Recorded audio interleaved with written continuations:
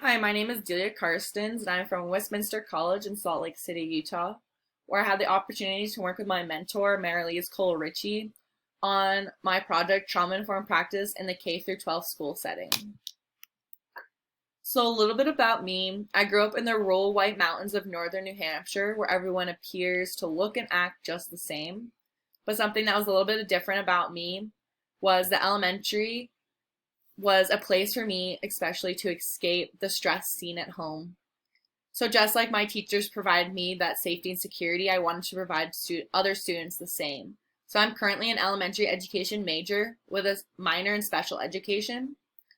I also currently today work in Promise South Salt Lake with a diverse group of middle schoolers who have a very large, diverse group of needs, where I've become interested in school psychology and behavioral analysis to best find the most appropriate ways to communicate with these students.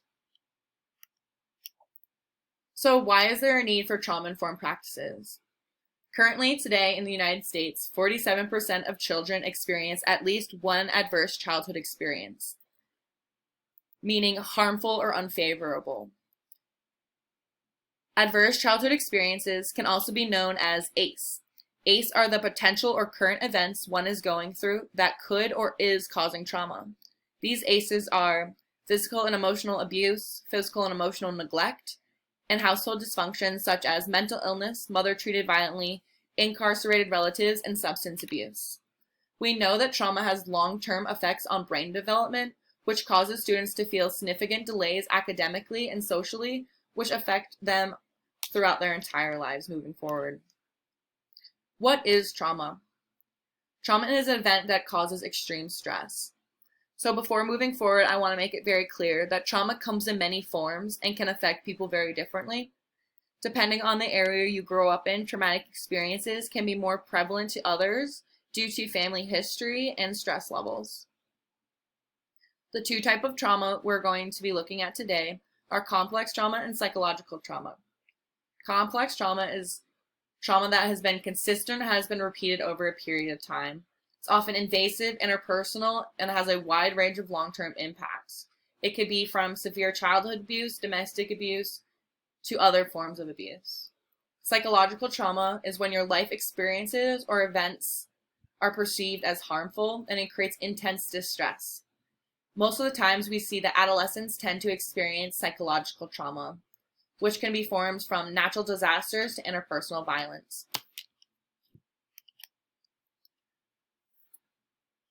What are trauma-informed practices? Trauma-informed practices allow professionals to provide services to survivors who need help addressing their mental health. It's a framework approach of understanding, recognizing, and responding to actions, behaviors, and emotions. It's done through screening and interventions to build relationships and teach coping skills, while having a conversation about traumatic feelings and comparing them to current day behavior. Now I want to make it clear again that none of this is rushed or forced. All of this is done on the survivor's time. Trauma-informed practices can be used by teachers, doctors, healthcare professions, social workers, and people simply just like you and I.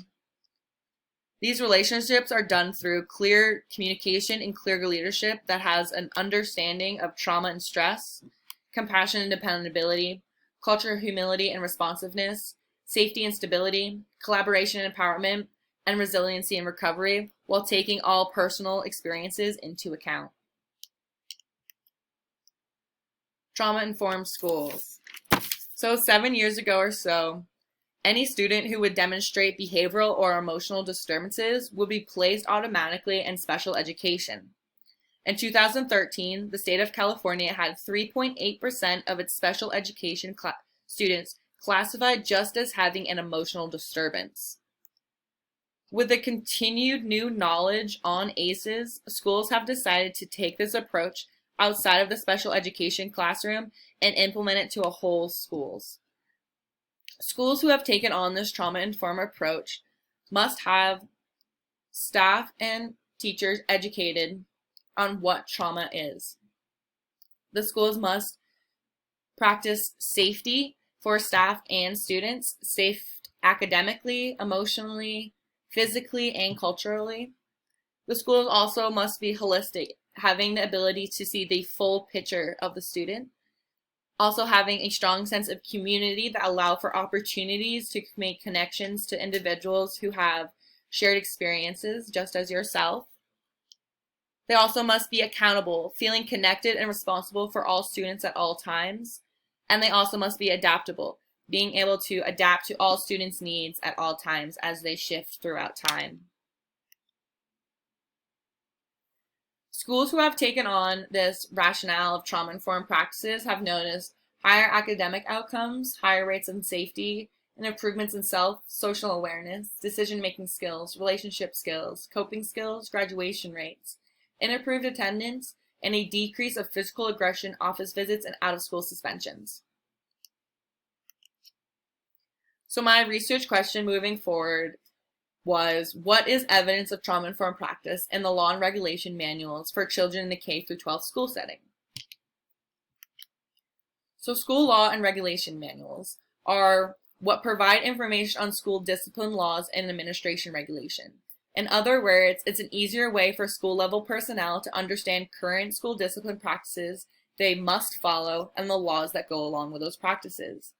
Every public school in the country must have a School's Law and Regulation Manual that is created from the Department of Education, and I have pulled all of their newest forms of these manuals, which were created in April of 2019. For my method, I did a document analysis where I first created a list of texts to explore, and that was the law and regulation manuals we just discussed. I pulled from 8 different states. I pulled from New Hampshire, Massachusetts, North Carolina, Texas, California, Utah, Illinois, and South Dakota. I pulled from these 8 different states because they had a wide variety from northern east of the country all the way to the west coast of the country, but also they had a good balance of who has historically been red state or who has historically been a blue state, other words, Democratic or Republic. And then also I have a form of higher states with higher population and higher diversity, and also certain states with higher funding to lower school funding. Second, I considered how text will address questions. Third, I acknowledge and addressed any biases. So where were these manuals being used? Who's using these manuals? And then fourth, I checked for credibility. When was the manual created and who wrote the manual?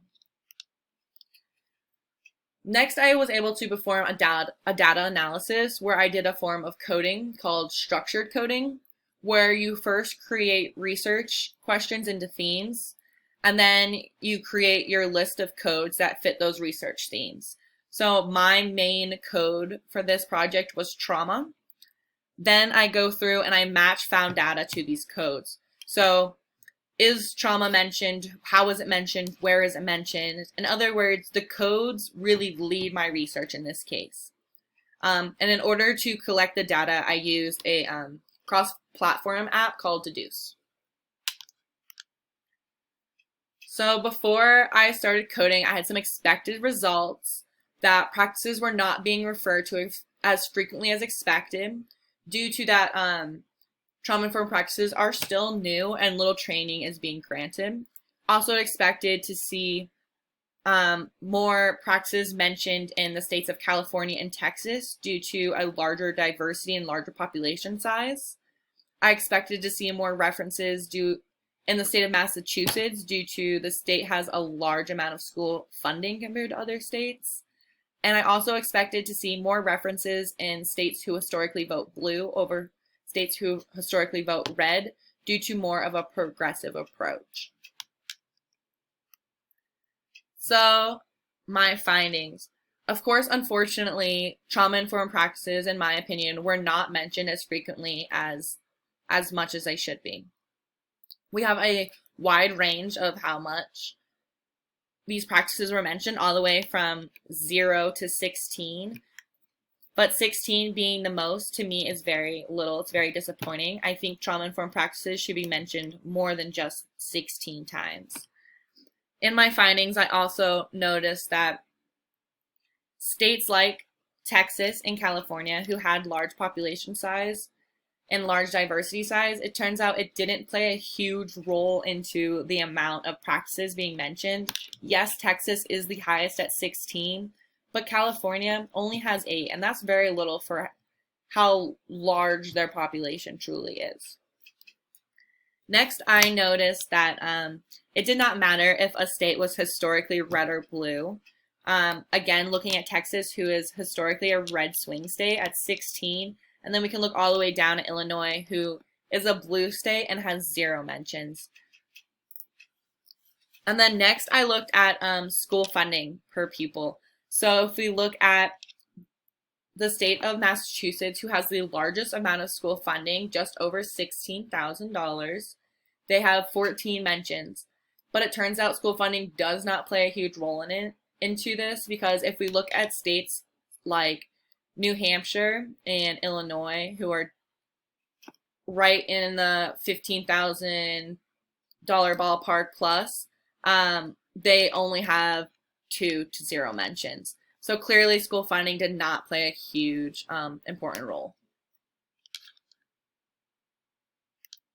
Another thing while coding that I kept running into is that I noticed that definitions of certain practices were repeated multiple times in the manual with the same exact wording. So here is the state of California's manual, where I had a definition repeated twice on page 14 and page 100. And in this manual, it mentioned trauma only 8 times, but 4 out of those 8 are repeated definitions. So that even though that these pages or these documents are over 200 pages long, they're choosing not to provide new skills and new information to these teachers. Another thing I noticed moving forward in my findings was that trauma-informed practices are mentioned in a range of categories. Trauma-informed practices were mentioned while discussing grant programs, website resources, restraint protocol, transportation protocol, mental health prevention, sex ed and sexual abuse, access to training, bullying, cyberbullying, and continuing education after trauma. So for example, I expected to see that every manual would have continuing education after trauma, where they would mention trauma-informed practices, but unfortunately that was not the case. Only 2 out of the 8 manuals I went through actually mentioned continuing education after trauma.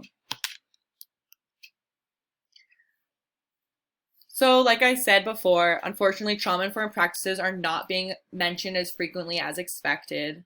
And due to these practices not being mentioned as frequently as expected, the tools and skills are not being mentioned to go along with how to have trauma-informed practices. And teachers and school personnel still do not have the tools needed to see the whole picture of, and they continue to only see positive versus negative behavior. So I would really like it if schools and teachers, administration, and policymakers would take note of this and take time to put more trauma-informed practices in these already lengthy law and regulation manuals. Moving forward in the future, I would love to see how teachers follow through with these guidelines, if they have any guidelines on trauma-informed care. I would also like to see teachers who do practice trauma-informed care, if they get any support from other teachers, their principals, and so on. And I would also like to see how students feel about their school climate, and comparing school climates to ones that do have trauma-informed practices and ones that don't, and see if it really makes a huge impact on how the students feel day to day moving forward in school. So here are some of my references. And lastly, I would just like to give a big thanks to my mentor, Marilee Coles-Ritchie. Also love to thank the McNair Westminster staff and all of you who took the time for listening. Thanks.